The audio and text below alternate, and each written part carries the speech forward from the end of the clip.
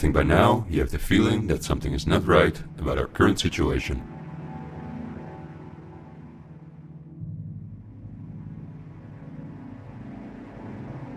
But I also think that the many ill-founded conspiracy theories may have caused you to distance yourself from both the media scaremongering and from those who spread the conspiracy theories. Still, I hope you will listen to me for a moment, because as you watch this video, hundreds of millions of people worldwide are falling into poverty because of the measures that have been in place for so long.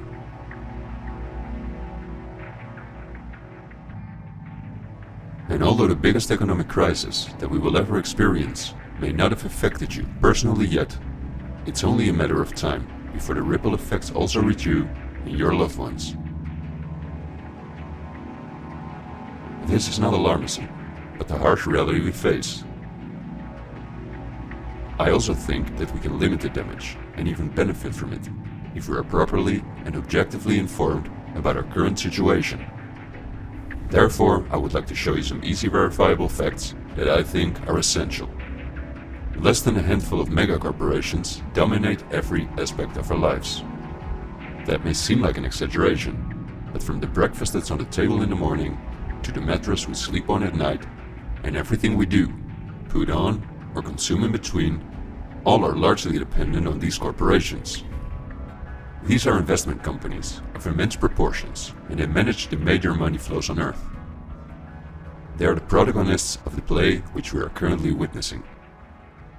So as not to take up too much of your time, I've summarized the most important information as briefly as possible. How does it work? Let's take as an example a company like PepsiCo, which is the parent company of many of the most popular soft drinks and snacks in the world. There appear to be many different competing brands, but they all come from the factories of a small number of corporations that together have a monopoly on the industry. Within the packaged food industry, there are a number of other major companies, such as Unilever, the Coca-Cola Company, Mondelez, and Nestlé. On this image, you see that virtually every well-known brand in the packaged food industry belongs to one of these corporations. You can easily get this kind of information. You can verify it on the websites of the relevant brands or on Wikipedia. Companies of this size are usually publicly traded and have a board where the largest shareholders call the shots. On websites like Yahoo Finance, we can find detailed company information, including who the largest shareholders of these companies are. Let's take PepsiCo again as an example. We see that 73.14% of the shares are held by no less than 3,379 institutional investors. These include investment companies, mutual funds, insurance companies, banks, and in some cases, governments. Let's look at who the largest institutional investors of PepsiCo are. As you can see, just 10 out of the 3,379 investors account for almost 1/3 of all shares. The combined share capital of these top 10 has a value of approximately $60 billion. But of those 10 investors, 3 own more shares than the remaining 7. Let's remember their names and let's see who owns the most shares at the Coca-Cola Company, Pepsi's big competitor.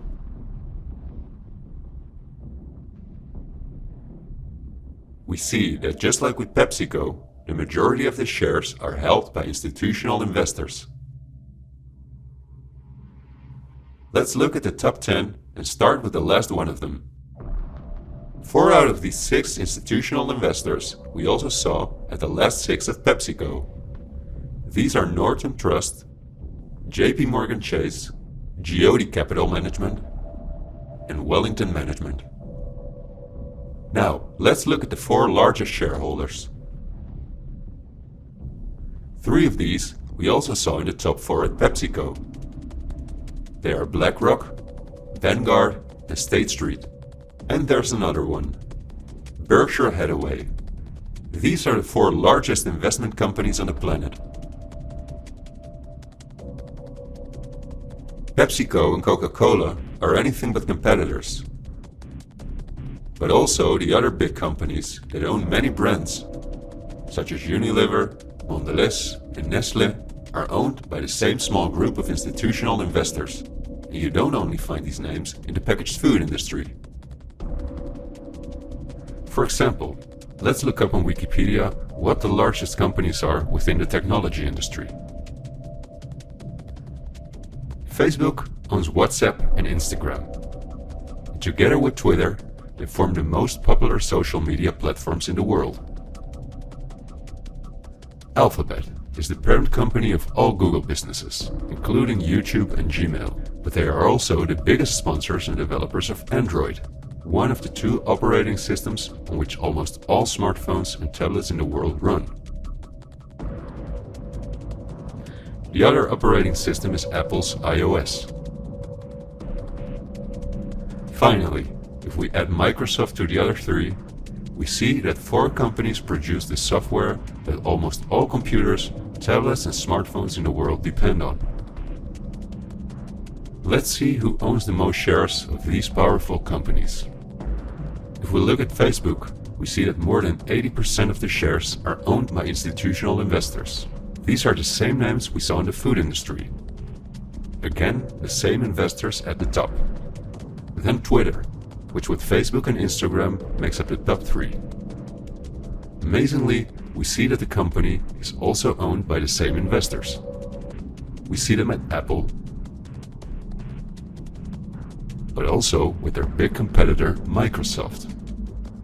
When we look at all the other companies that dominate the technology industry and build our computers, TVs, smartphones and household appliances, we see the same big investors who own a majority of the shares.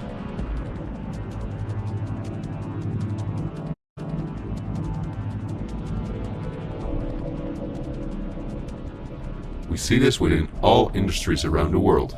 And just to show you that I'm not exaggerating, I'll give you another example. Let's say we want to plan a vacation. On our computer or smartphone, we look for a cheap flight to the sun through websites like Skyscanner and Expedia, both of which belong to the same group of institutional investors. We fly with one of the many airlines, of which the majority of the shares are often owned by the same investors or by governments, like Air France-KLM. The aircraft we fly is in most cases a Boeing or an Airbus. Again, we see the same names. We look for a hotel or an apartment through Booking.com or Airbnb.com. Once we arrive at our destination, we go out for dinner, then we write a review on TripAdvisor. The same investors are at the basis of every aspect of our journey, and their power goes even much further, because even the kerosene that fuels the plane comes from one of their many oil companies and refineries. Just like the steel that the plane is made of comes from one of their many mining companies. This small club of investment companies, banks and mutual funds are also the largest shareholders in the primary industries where raw materials come from. If we look on Wikipedia for the largest mining companies in the world, we see that their shareholders are the same institutional investors we see everywhere else. The same goes for the largest agricultural companies in the world that our entire food industry depends on. For example, they own Bayer, the parent company of Monsanto, the world's largest seed producer, which produces 90% of all the cotton seed on Earth, as well as the majority of all other seeds. But these institutional investors are also the shareholders of the largest textile manufacturing companies in the world, and even the numerous popular clothing brands that turn the cotton into the clothes we wear are owned by the same group of investors.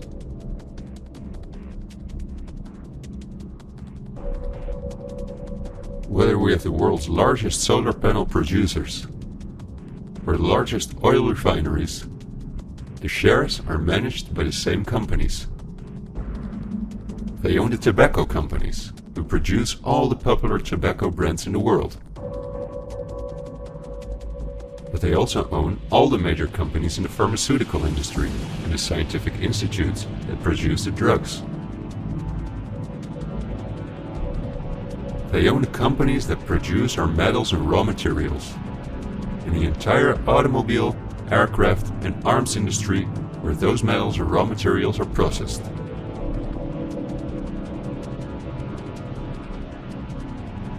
They own the companies that build our electronics. They own the big department stores and online marketplaces.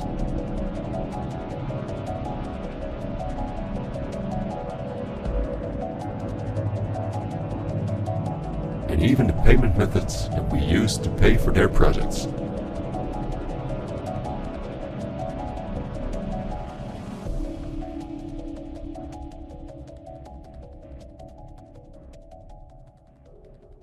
Because I want to keep my story as short as possible, I've decided to only show the tip of the iceberg. If you decide to investigate on your own, using the sources that you've just seen, then you will discover that even many of the most well-known insurance companies, banks, construction companies, telephone companies, restaurant chains, and cosmetic brands are owned by the same institutional investors we just saw. These institutional investors are, as I told you earlier, mainly investment companies, banks, and insurance companies. They are in turn also owned by shareholders. Now, what is the most amazing thing? All of these institutional investors own each other's shares, and together they form an immense network that we can compare to a pyramid. The smaller institutional investors are owned by larger investors, who in turn belong to even larger investors.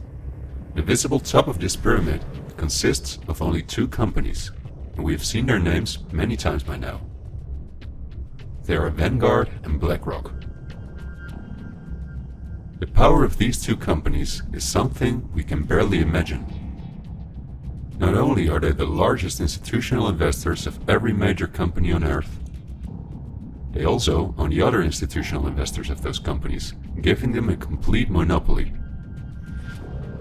According to a report by Bloomberg, one of the most respected institutions in the world in the field of financial data and analytics, experts expect that by 2028, both companies will collectively manage about $20 trillion in investments, and in the process will own almost everything on Earth. The same Bloomberg called BlackRock the fourth arm of government, because it is the only non-government entity that has a close relationship with the federal banks, also called the central banks.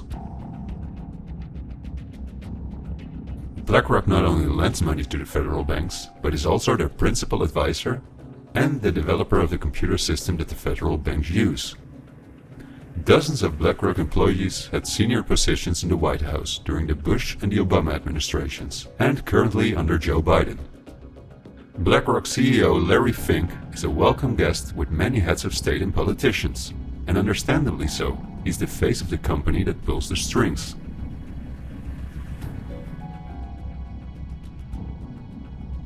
Yet Larry Fink does not pull the strings himself.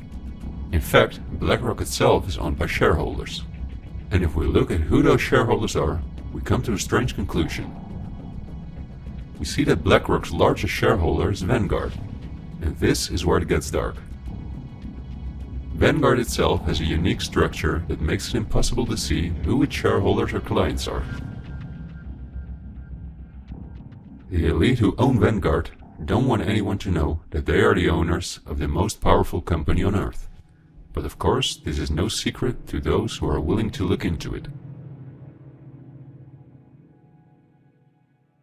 Reports by Oxfam and Bloomberg show that 1% of the world's population collectively owns more money than the other 99%. Indeed, Oxfam claims that as much as 82% of all the money earned in 2017 went to this 1% of people. Naturally, those who own the most powerful company on Earth would also be the richest among this 1%. In other words, they are part of the 0.001%. Forbes, the most well-known business magazine in the world, claims that by March 2020 there were some 2,075 billionaires. Oxfam's report showed that 2/3 of all these billionaires obtained their fortune through inheritances and monopolies. So this means that Vanguard is in the hands of the richest families on Earth. If we study their history, we discover that these families have always belonged to the top of the pyramid, some even well before the Industrial Revolution began. Because their history is so interesting and extensive, I will explain some more about them in the follow-up video that I'm currently working on. But in order not to elaborate too far, I will just point out that many of these families belong to royal bloodlines, and they are the founders of our banking system, the United Nations, and every industry in the world.